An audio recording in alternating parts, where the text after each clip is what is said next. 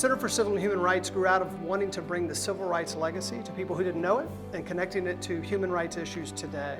And so during the design competition, we wanted the architecture to be a part of the storytelling. We would have meetings at the very beginning phase of the project with the architect, where Phil Freelon and his colleagues would be around the table to hear from the exhibition designers, the exhibition storytellers, what stories we wanted to tell within the Center for Civil and Human Rights. So the design really had two meanings. One, two hands, cupping something very important, and also creating a space for action, like a plaza or a park that you see civil and human rights activities take place in. The geometry on the exterior facade is out of this world. The architect and ourselves coordinated that in great detail, and we gave the illusion of a curved facade when in fact these are segmented panels around the entire facade.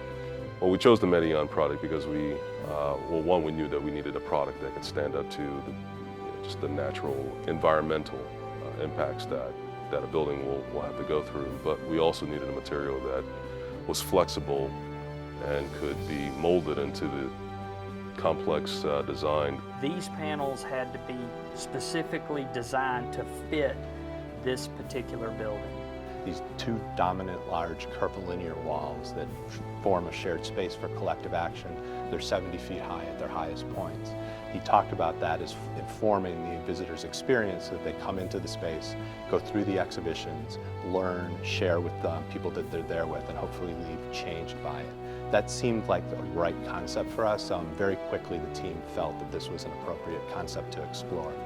The idea for Trespa really grew out of the fact that we wanted the walls to be patterned, almost like a whole group of people marching, individuals making up the greater whole.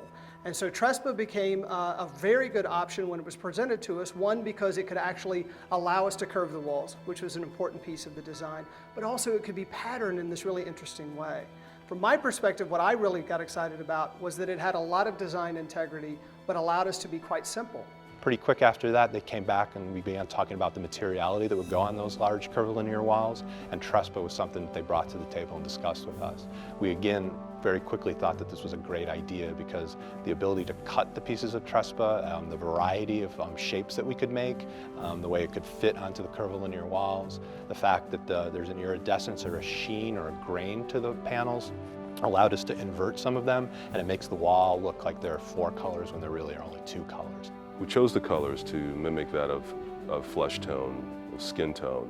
There are only 2 colors used on the project, Roman bronze and amber, but the way the geometry and the ability to rotate the panels 90 and 180 degrees gives the illusion that there are many, many different colors on the exterior facade. We knew the shape of the building would give us greater options or greater appearances of more than just 2 or even 4 colors, that it would just give us a nice rainbow within the flesh tone family.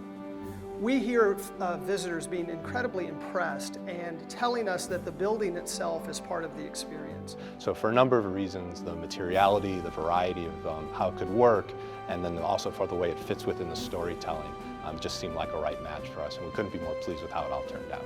Really, the architecture is unlike anything else that's in Atlanta. The material using Trespa has not been done very much around the city, and they also want to read something into the design. So we hear people talking about that the building represents past and present, that it represents civil and human rights, that it represents domestic and international issues, that they can see the color of people's skin in the materiality of the Trespa itself. So it represents all races, which is part of our storytelling.